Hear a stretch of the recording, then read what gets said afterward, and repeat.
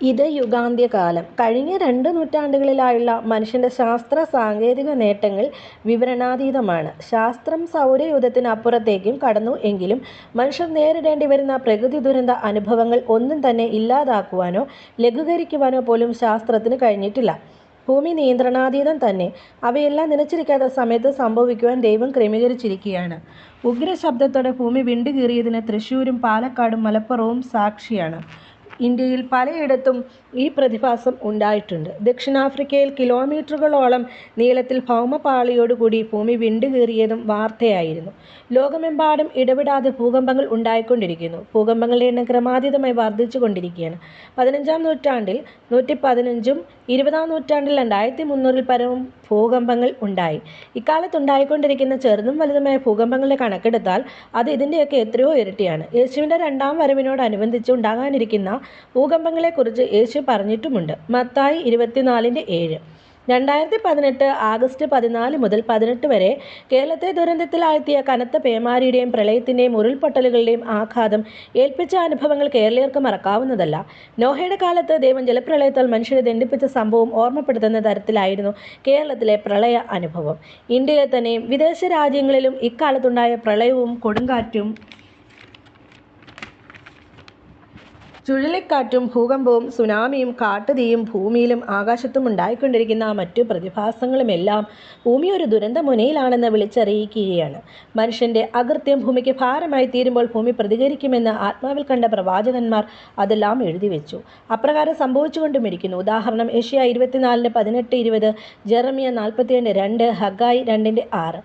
സോതോമ്യ പാപമാണ് സ്വവർഗ വിവാഹേതര ബന്ധങ്ങൾ സോതോം ഗോമോറ പട്ടണങ്ങളുടെ മേൽ ഗന്ധകവും തീയും വർഷിപ്പിച്ച് നശിപ്പിക്കുവാൻ കാരണമായത്. ഉൽപ്പത്തി 19-ാം അധ്യായം. ദൈവം വെറുക്കുന്ന മ്ലേച്ഛതകളെ പ്രോത്സാഹിപ്പിക്കുവാനുള്ള സാത്താൻ്റെ തന്ത്രങ്ങൾ രാജ്യങ്ങളുടെ മേൽ ചാർത്തപ്പെടുവാൻ തക്കവണ്ണം അതെല്ലാം അനുവദിക്കപ്പെട്ട് കഴിഞ്ഞു. ഭൂമിയിൽ മനുഷ്യൻ്റെ ദുഷ്ടതയും അവൻ്റെ ഹൃദയ നിരൂപണങ്ങളുടെ ദോഷവും വർദ്ധിച്ചപ്പോഴാണ് ദൈവം ജലപ്രളയത്താലുള്ള ഭൂമിമേൽ വർഷിപ്പിച്ചത്. ഉൽപ്പത്തി 6-7 അധ്യായങ്ങൾ. ബൈബിൾ ചരിത്രത്തിന് ശേഷവും സമാനമല്ലെങ്കിലും കണക്കില്ലാത്ത ദുരന്തങ്ങൾ ലോകമെമ്പാടും ഉണ്ടായിട്ടുണ്ട്. നീതിമാനായ ലോത്തിനോടും നോഹയോടും കൂടെ തനിക്ക് പ്രിയരായ ചിലരെയും രക്ഷിച്ച ദൈവം ഭൂമിയിൽ ഇനി ഉണ്ടാകുവാനിരിക്കുന്ന നാശകരമായ തിക്താനുഭവങ്ങളിൽ നിന്ന് താൻ നീതീകരിച്ചവരെയും രക്ഷിക്കും. ഭൂമിയിലുണ്ടാകുന്ന പ്രതിഭാസങ്ങളെല്ലാം ഇനി ഭൂമിയിൽ വരുവാനിരിക്കുന്ന ഒരു വൻ ദുരന്തത്തിന് മുന്നോടിയാണെന്ന് കാണേണ്ടിയിരിക്കുന്നു. ദുർമാർഗങ്ങൾ തേടിപ്പോകുന്ന മാനവകുലത്തിന് ഒരു മുന്നറിയിപ്പോടെ എല്ലാം നീങ്ങിപ്പോയി. ദൈവം അംഗീകരിക്കാത്ത മാർഗമാണ് ദുർമാർഗം. സ്വർഗരാജ്യത്തിലേക്കുള്ള വഴി യേശു മാത്രമാണ്. യോഹന്നാൻ 14:6. നമുക്ക് തോന്നിയ വഴി നാം അതിനെ തിരഞ്ഞെടുത്തു. പൂർവികർ കാട്ടിത്തന്നത്, സമൂഹം തെളിച്ചു തന്നത്, സംസ്കാരം രൂപപ്പെടുത്തിയത് ഒക്കെയായിരുന്നു നമുക്ക് സ്വീകാര്യം. അന്യദൈവ ആരാധനയും വിഗ്രഹാരാധനയും ദ്രവ്യാഗ്രഹവും ധനത്തിലും സമ്പത്തിലും മരിച്ചവരും ജീവിച്ചിരിക്കുന്നവരുമായ മനുഷ്യരിലുമുള്ള ആശ്രയവും ദൈവത്തെ ആരാധിക്കുന്നു എന്ന് അവകാശപ്പെടുന്നവരിൽ കണ്ടാൽ അത് ദുർമാർഗം തന്നെ.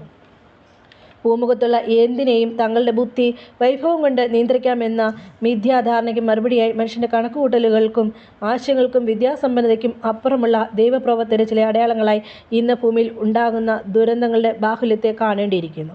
കാലാവസ്ഥാ പ്രവചനങ്ങൾ നിരന്തരം തെറ്റിക്കൊണ്ടിരിക്കുന്നു. ദൈവം അനുവദിച്ചില്ല എങ്കിൽ യാതൊന്നും മുൻകൂട്ടി കാണുവാനോ നിയന്ത്രണം ഏർപ്പെടുത്തുവാനോ മനുഷ്യന് സാധ്യമല്ല.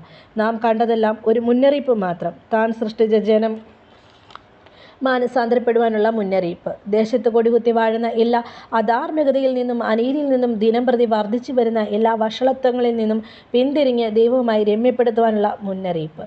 ഏകദേശം 60 വർഷം മുമ്പ് ഒരാൾ മറ്റൊരാളെ കൊല്ലുക എന്നത് ചിന്തിക്കാൻ പോലും കഴിയുമായിരുന്നില്ല. ഇന്ന് ദിനംപ്രതി എത്രയോ പേർ സഹജീവികളാൽ കൊല്ലപ്പെടുന്നു. സ്വവർഗരതിയും വിവാഹേതര ബന്ധങ്ങളും ഒന്നും നിയന്ത്രണ വിധേയമാകുകയില്ല എന്നതിനാലാകാം അവയുമായി ബന്ധപ്പെട്ട നിയമങ്ങൾ തിരുത്തപ്പെട്ടത്. ഭീഷണിയും അക്രമവും വഞ്ചനയും എല്ലാം സംസ്കാരത്തിൻ്റെ ഭാഗമായതുപോലെ ആയിക്കഴിഞ്ഞു. ഇത്തരം ഒരു ദുഷ്കാലവുമായി നമ്മുടെ പൂർവികർക്കോ മുൻ തലമുറകൾക്കോ പോലും യാതൊരു പരിചയവും ഉണ്ടായി കാണുകയില്ല. ദുഷ്ടതയോടൊപ്പം തന്നെ മനുഷ്യൻ്റെ അഹങ്കാരവും അതിര് കവിയുന്ന കാലം. എല്ലാം കാണുന്ന ദൈവം ഭൂമിയെ തൊടുകയാണ്. കർത്താവ് കുറേ പേരെ കൂടി തൻ്റെ രാജ്യത്തിനായി പ്രതീക്ഷിക്കുന്നതിനാൽ പെട്ടകത്തിൻ്റെ വാതിൽ അടയ്ക്കാതെ കാത്തിരിക്കുകയാണ്. അത് അടയ്ക്കുവാൻ സമയമായി എന്ന് പ്രവചനപ്രകാരമുള്ള അടയാളങ്ങളെ ദൈവം നമ്മെ ഓർമ്മിപ്പിച്ചു കൊണ്ടിരിക്കുകയാണ്. ഇനി എന്തെല്ലാം സംഭവിക്കാനിരിക്കുന്നു എന്ന് നമുക്ക് നിരൂപിക്കാനാവാത്ത വിധം നിയന്ത്രണങ്ങൾ എല്ലാം ദൈവം ഏറ്റെടുത്ത് കഴിഞ്ഞു എന്ന് കരുതത്തക്ക വിധമാണ് കാര്യങ്ങളുടെ പോക്ക്. ഇന്ന് ലോകത്ത് കാണപ്പെടുന്ന ദുരന്തങ്ങളും വർദ്ധിച്ചു വരുന്ന രാജ്യാന്തര ശത്രുതയും, വിശേഷിച്ച് ഭീകരപ്രസ്ഥാനങ്ങളുടെ കടന്നുകയറ്റം മൂലമുണ്ടായ ഇസ്രയേൽ പാലസ്തീൻ സംഘർഷങ്ങളും ഒക്കെ കാണുമ്പോൾ ബൈബിൾ പരിജ്ഞാനമുള്ളവർ അത് വിലയിരുത്തുന്നത് യേശുക്രിസ്തുവിൻ്റെ മധ്യാകാശ പ്രത്യക്ഷത ആസന്നമായി എന്നതത്രേ. ജെറുസലേം ദേവാലയത്തിൻ്റെ പണിക്ക് വേണ്ടിയുള്ള ക്രമീകരണങ്ങളും യാഗാർപ്പണത്തിനുള്ള പുരോഹിതരും പാപയാഗത്തിന് ആവശ്യമായ ദൈവവും കൽപ്പിച്ചത് പ്രകാരമുള്ളത് സംഖ്യാപുസ്തകം 19-ാം അധ്യായം 1-2 വചനങ്ങളിൽ കാണപ്പെടുന്നു. ചുവന്ന പശുക്കിടാവും എല്ലാം തയ്യാറായി കഴിഞ്ഞു. ഇതെല്ലാം യഹൂദിന് പ്രത്യാശയേകുന്ന കാര്യങ്ങളാണ്. അവരുടെ മെശിഹ വരാറായി എന്നവർ വിലയിരുത്തുന്നു. ഇനി അതിന് ബലി അർപ്പിക്കേണ്ടതിനുള്ള ദേവാലയത്തിൻ്റെ നിർമ്മാണത്തിലേക്ക് അവർ ഓരോ ദിവസവും ചുവടുവെക്കുകയാണ്. യുഗാന്ത്യകാലത്തോടനുബന്ധിച്ച് ഉള്ള പ്രവചനങ്ങൾ ഓരോന്നായി നിറവേറുമ്പോൾ കർത്താവിൻ്റെ വിശുദ്ധരുടെ പ്രത്യാശയും ഏറുകയാണ്. ഞാൻ ഇരിക്കുന്നിടത്ത് നിങ്ങളും ഇരിക്കേണ്ടതിന് ഞാൻ വീണ്ടും വന്ന് നിങ്ങളെ എൻ്റെ അടുക്കൽ ചേർത്തുകൊള്ളും. യോഹന്നാൻ 14:3 എന്ന് അരുളി ചെയ്ത കർത്താവ് മധ്യാകാശത്തിൽ വരാറായി എന്ന പ്രത്യാശ. യേശുക്രിസ്തുവിൻ്റെ മധ്യാകാശ പ്രത്യക്ഷതയുടെ സാമീപ്യം വിളിച്ചറിയിക്കുന്ന പലതും ഇന്ന് ഇസ്രായേലിൽ സംഭവിച്ചുകൊണ്ടിരിക്കുന്നു. ഗാസ നിർജ്ജനമാകും എന്നതും അതിനോട് അനുബന്ധിച്ചുള്ള പ്രവചനമാണ്. സെഫന്യ 2-ാം അധ്യായം 4-ാം വാക്യം.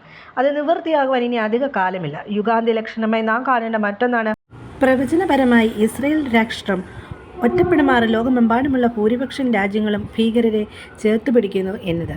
ഇത്രമാത്രം വ്യക്തതയോടെ അന്ത്യകാലത്തിൻ്റെ ലക്ഷണങ്ങൾ പ്രകടമായിട്ടും തങ്ങളുടെ നിത്യതയെ സംബന്ധിച്ചുള്ള മാനവ സമൂഹത്തിൻ്റെ ഉദാസീനത വേദനാജനകമാണ്. ദൈവസഭ എന്ന പെട്ടകത്തിൽ കയറിയവരെല്ലാം ഇവിടെ നിന്ന് മാറ്റപ്പെട്ട ശേഷം ഭൂമിയിൽ നടക്കുന്ന കിരാതഭരണം ഇവിടെ അവശേഷിക്കുന്നവരുടെ ദുരിതകാലമായിരിക്കും. ആ കാലം ആസന്നമാകുന്നതിന് മുൻപായി നമ്മുടെ പാപങ്ങൾക്കുള്ള പരിഹാരമായി കാൽവരിയിൽ യാഗമായ ദൈവപുത്രനെ സ്വന്തം രക്ഷകനും കർത്താവുമായി സ്വീകരിച്ച് സൗജന്യമായി പാപമോചനം പ്രാപിച്ച് രക്ഷിക്കപ്പെട്ട് പാപങ്ങൾ ഏറ്റുപറഞ്ഞുപേക്ഷിച്ച് മാനസാന്തരപ്പെട്ട് യേശുവിൻ്റെ മരണ അടക്ക പുനരുത്ഥാനങ്ങളോട് അനുരൂപപ്പെട്ട് യേശുവിനോട് ചേരുന്നതിനുള്ള വിശ്വാസ സ്നാനം റോമർ 6:3 സ്വീകരിച്ച് ശേഷമുള്ള ലോകജീവിതം യേശുവിനോടുള്ള അനുസരണത്തിൽ വിശുദ്ധിയിലും വേർപാടിലും ജീവിക്കുന്നവരുടെ കൂട്ടമായ ദൈവസഭ യേശുക്രിസ്തുവിൻ്റെ മധ്യാകാശ പ്രത്യക്ഷതയിൽ ഭൂമുഖത്ത് നിന്ന് മാറ്റപ്പെടും. ഇത് വായിക്കുന്ന എല്ലാവരും ക്രിസ്തുവിൻ്റെ മധ്യാകാശ പ്രത്യക്ഷതയിൽ ഭൂമിയിൽ നിന്ന് സംഭവിക്കപ്പെടുവാൻ തക്കവണ്ണം അവരുടെ കണ്ണുകൾ തുറക്കണമേ എന്നാണ് ഞങ്ങളുടെ പ്രാർത്ഥന. ആരും നശിച്ചു പോകരുതെന്ന് ദൈവം ആഗ്രഹിക്കുന്നത് പോലെ ഞങ്ങളും ആഗ്രഹിക്കുന്നതിനാൽ രക്ഷിക്കപ്പെടുവാനുള്ള മാർഗം നിങ്ങളെ അറിയിക്കുകയാണ്. സഹോദരനെ നിന്നെപ്പോലെ തന്നെ സ്നേഹിക്കണം എന്നും സ്വജീവൻ കൊടുത്തും സഹോദരനെ സ്നേഹിക്കണം എന്നുമുള്ള യേശുക്രിസ്തുവിൻ്റെ കൽപ്പനയാണ് അതിന് ഞങ്ങൾക്കുള്ള പ്രചോദനം. ക്രിസ്തുവിൻ്റെ മധ്യാകാശ പ്രത്യക്ഷയ്ക്കായി തീഷ്ണതയോടെ ഒരുങ്ങി കാത്തിരിക്കുന്ന ഞങ്ങൾ ഓരോരുത്തരും അനുഭവിക്കുന്ന പ്രത്യാശയും സന്തോഷവും സമാധാനവും നിങ്ങളിലും അനുഭവമാക്കണം എന്നാണ് ഞങ്ങളുടെ അതിയായ വാഞ്ച. കർത്താവ് ഏവരെയും അനുഗ്രഹിക്കുമാറാകട്ടെ. ആമേൻ.